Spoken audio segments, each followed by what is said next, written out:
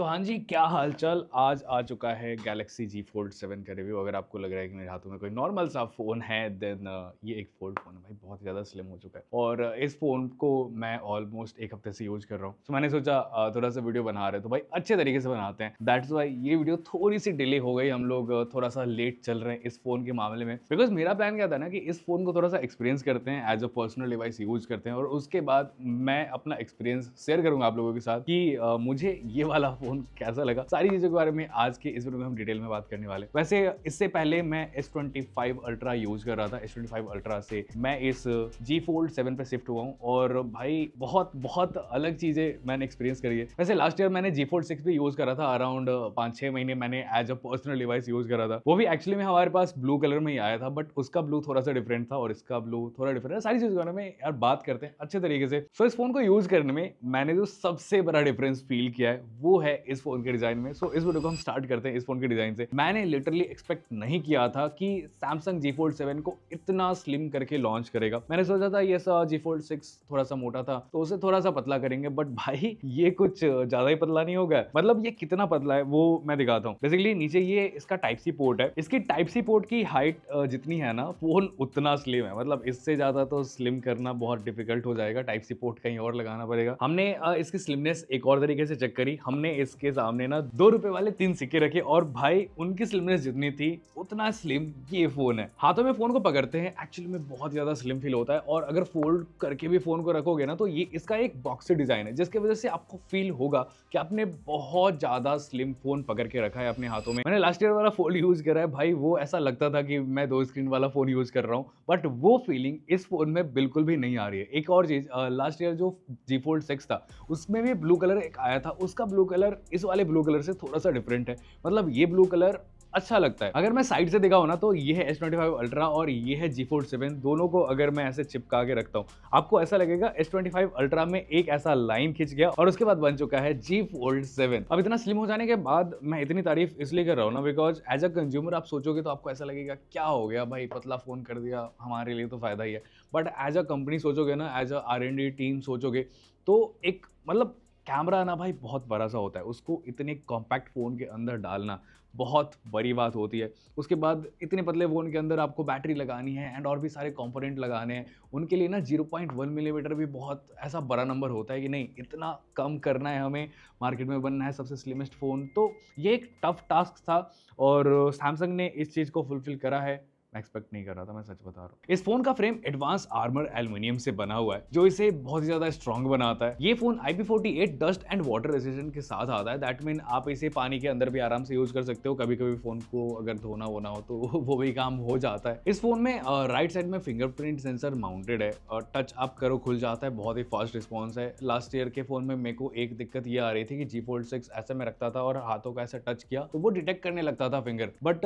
वो चीज इस वाले में मेरे को उतना ज्यादा भी फेस करने को नहीं मिला। मैंने बहुत टाइम तक फोन यूज कर रहा है। इस फोन का USB 3.2 फर्स्ट जेन सपोर्ट करता है। दैट मीन अगर आपको अपने पीसी से फोन में कुछ फाइल ट्रांसफर करना हो या फिर फोन से पीसी में ट्रांसफर करना हो वो चीज बहुत ही फास्टली आप इस फोन में कर पाओगे। इस फोन को ना मैं 2 तरीके से बहुत ही ज्यादा यूज करता हूँ। पहला, जब भी मेरे को कुछ ऐसा रिसर्च वगैरह करना होता है तो एक साइड मैंने यूट्यूब का कुछ खोल रखा है, एक साइड में टाइपिंग कर रहा हूँ, कुछ नोट्स बना रहा हूँ या फिर मेरे को कुछ स्क्रिप्ट लिखना हो सपोज, तो मैं वो चीज आराम से इस बड़े डिस्प्ले पे कर सकता हूँ। वैसे तो सिंगल डिस्प्ले पे भी स्प्लिट स्क्रीन में हो जाता है बट वो पूरा पूरा नहीं दिखता है ना, उस वजह से बहुत प्रॉब्लम्स ही होती है। दैट्स वाई ये मल्टी विंडो बहुत काम आता है। दूसरी चीज है सैमसंग डेस्क। ये ना एक्चुअली सैमसंग के फोन्स का बहुत ही अंडररेटेड फीचर है। बेसिकली इससे ना अपने किसी भी एक्सटर्नल मॉनिटर को आप कनेक्ट करते हो तो इस फोन को आप एज अ पीसी यूज कर सकते हो। बेसिकली आपका phone as a track pad काम करेगा या फिर कीबोर्ड वगैरह यूज कर सकते हो या फिर अगर आपको वायरलेस कीबोर्ड वगैरह भी अटैच करना हो तो वो भी आप आराम से कर सकते हो। मेरे पास एक AR ग्लास है जिसे मैं बहुत ज्यादा यूज करता हूँ एंड वो सैमसंग के फोन के साथ बहुत मस्त काम करता है बिकॉज वो हो गया एक एक्सटर्नल डिस्प्ले। मैंने फोन में कनेक्ट करा, पूरा पीसी लाइक मेरे आंखों के सामने ऐसा खुल के आ जाता है। सो वो यूज करना मेरे लिए बहुत फायदे की चीज होती है। सो ये फ़ोन अगर मैं कैरी कर रहा हूँ तो मेरे 2 फ़ायदे हैं। पहला, मेरे को बड़ा स्क्रीन मिल गया, मैं आराम से मस्त यूज़ कर सकता हूँ, मल्टीटास्क कर सकता हूँ और अगर मुझे किसी को बिना पता चले अगर कुछ देखना हो या फिर कुछ भी करना हो तो मैं अपना एयर ग्लास पहन लेता हूँ, मस्त फ़ोन पॉकेट में पड़ा हुआ है एंड मैं यूज़ कर रहा हूँ फ़ोन को या फिर पीसी के तरीके से यूज़ कर रहे हैं तो वो भी मस्त आराम से मेरे सामने पीसी लाइक डिस्प्ले आ गया और फ़ोन को as a track pad and keyboard मैं यूज़ कर रहा हूँ। एकदम भाई माइंड ब्लोइंग एक्सपीरियंस रहता है। तो ये तो हो गई मेरी बात। अगर एक नॉर्मल यूज़र को यूज़ करना हो तो फ़ोल्ड के मामले में सैमसंग का यूआई बहुत ही ज़्यादा बेस्ट तरीके से काम करता है। फ़ोल्ड के लिए इन्होंने यूआई को बहुत ही ज़्यादा ऑप्टिमाइज़ करके रखा है। आपको मल्टीटास्किंग करनी हो या फिर कुछ इस तरीके से कंटेंट को कंज्यूम करना हो फ़ोन को ऐसे फ़ोल्ड करके या फिर कुछ इस तरीके से फ़ोल्ड करके, तो भाई बहुत ही प्यारी तरीके से आप इस फ़ोन में वो सारी चीज़ें कर सकते हो। एंड हाँ, एक और चीज़ मैं बहुत ज़्यादा करता हूँ, सो फ़ोल्ड फ़ोन का एक और बहुत बड़ा फ़ायदा ये है ना कि इसका कैमरा पीछे होता है और उसी के साथ एक डिस्प्ले है। सो मान लो इसके बैक कैमरे से मेरे को फ़ोटो क्लिक करना है या फिर वीडियो बनाना है, मैंने यहाँ से बस प्रीव्यू ऑन करा, सो इसका प्रीव्यू इसके कवर स्क्रीन पे दिखता है। एंड एक चीज़ मेरे को बहुत ही मस्त लगती है, सपोज़ मुझे व्लॉगिंग करनी है और इस वाले स्क्रीन से मैंने रिकॉर्डिंग स्टार्ट करी, तो ये पीछे वाला जो स्क्रीन है वो बेसिकली लॉक हो जाता है। बहुत भाई ऐसा हो सकता है कि आप इस वाले स्क्रीन पे देख रहे हो और पीछे वाले स्क्रीन पे आप कुछ भी टच करे जा रहे हो, तो वो चीज़ों को प्रिवेंट करने के लिए इस तरीके से यूआई को डिज़ाइन करा गया है। दैट्स व्हाई मैंने बोला कि सैमसंग ने यूआई को ना बहुत अच्छे तरीके से बना के रखा है फोल्ड फ़ोन के लिए। सो फोल्ड एक्चुअली में यूज़ करने में मज़ा आता है। अभी थोड़ा-सा हम डिस्प्ले के बारे में बात कर लेते हैं। लास्ट ईयर मेरे को जी फोल्ड 6 में एक बहुत ही प्रॉब्लम लगी थी। वो ना चौड़ाई बेसिकली विड्थ उसका बहुत कम सा था। मेरे हाथ को वो कीबोर्ड समझने में ना बहुत ही ज़्यादा टाइम लगा था। बहुत बेसिकली वो थोड़ा-सा ऐसा छोटा डिस्प्ले था। इस बारी ना ये डिस्प्ले वाइड हो चुका है। सो ऐसा आपको फ़ील होगा कि आप कोई एक नॉर्मल फ़ोन यूज़ कर रहे हो एंड अनफोल्ड करके भी अगर आपको टाइपिंग करनी हो, देन उसका भी एक्सपीरियंस काफ़ी बढ़िया है। वैसे स्पेक्स की बात करें तो इस फ़ोन को अगर आप अनफोल्ड करते हो, देन आपको मिलता है 8 इंच का डिस्प्ले। ये display basically LTPO AMOLED 2x 120 hertz वाला है। अब सैमसंग का फ़ोन है तो भाई डिस्प्ले के लिए कुछ बोलने की ज़रूरत नहीं है। सैमसंग दी बेस्ट डिस्प्ले अपने फ़ोन्स में यूज़ करता है। इस फ़ोन को आप फोल्ड करते हो तो इसका आउटर डिस्प्ले 6.5 इंच का है। इसमें भी same 120 hertz LTPO AMOLED 2x display use करा गया है। इनर आउटर दोनों ही डिस्प्ले 2600 निट्स की पीक ब्राइटनेस के साथ आते हैं। आप दोनों डिस्प्ले को इंडोर आउटडोर कहीं भी यूज़ करोगे, आपको ऐसा ब्राइटनेस में कोई दिक्कत नहीं आएगी। हर एक टेक्स्ट को आप आराम से रीड कर पाओगे। दोनों ही डिस्प्ले में कॉर्निंग गोरिल्ला ग्लास सिरेमिक 2 का यूज़ करा गया है, जो काफ़ी स्ट्रॉन्ग है। स्क्रैचेस वगैरह से आपके फ़ोन को बचा के रखेगा एंड होपफुली फूटने से भी बचा के रखेगा। अब फ़ोन को इतना स्लिम बनाने के लिए इन्होंने फ़ोन के स्क्रीन में से एक डिजिटाइज़र लेयर को हटा दिया है, जिसकी वजह से इस फ़ोन में अब S Pen सपोर्ट नहीं करने वाला है। लास्ट ईयर जी फोल्ड 6 था, उसके साथ में तो ऐसा S Pen नहीं आता था, बट एक केस था जो आप खरीदते हो, देन उस केस में आपको एक S Pen मिल जाता था, जिसे यूज़ करके आप बेसिकली फ़ोन को यूज़ कर सकते थे। बट S Pen अब इस बार से गायब हो चुका है। वैसे तो इसके डिस्प्ले और डिस्प्ले के यूज़ केस के बारे में हमने बहुत सारी चीज़ों के बारे में तो बात कर ही लिया, इसके यूआई के बारे में बात कर लिया। कुछ चीज़ें हमने स्टार्टिंग में आपको नहीं बता दी, वो मैं आपको बता देता हूँ। मान लो आपने फ़ोन को अनफोल्ड करके रखा है और आपने कैमरा खोल के रखा है, तो लेफ्ट साइड में आप ना प्रीव्यू देख सकते हो। बेसिकली आपने जो फ़ोटो क्लिक करी, फटाक से वो लेफ्ट साइड में प्रीव्यू में आ जाता है एंड ये चीज़ ना बहुत ज़्यादा यूज़फुल है। मतलब अगर आप फ़ोटोज़ क्लिक कर रहे हो, अच्छे फ़ोटो आए या फिर नहीं आए, वो चेक करने के लिए हमें प्रीव्यू सेक्शन में जाना पड़ता था। देन ये फ़ोन HDR10 प्लस के साथ आता है, सो अगर आपको कोई भी कंटेंट कंज्यूम करना ओटीटी के या फिर आपको यूट्यूब पे भी HDR वाले वीडियोस देखने हो या फिर आप इंस्टाग्राम स्क्रॉल कर रहे हो, HDR वाले फोटोज आते हैं वो आपको देखने हो, तो वो चीज़ें इसमें काफ़ी सही से हो जाती है। ऑब्वियसली अब इतना महंगा फ़ोन है तो ये तो होगा ही। ओवरऑल हमने इस फ़ोन का ना स्पीकर टेस्ट भी करा है, सो एक बार मैं आपको सुनाने का ट्राई करता हूँ।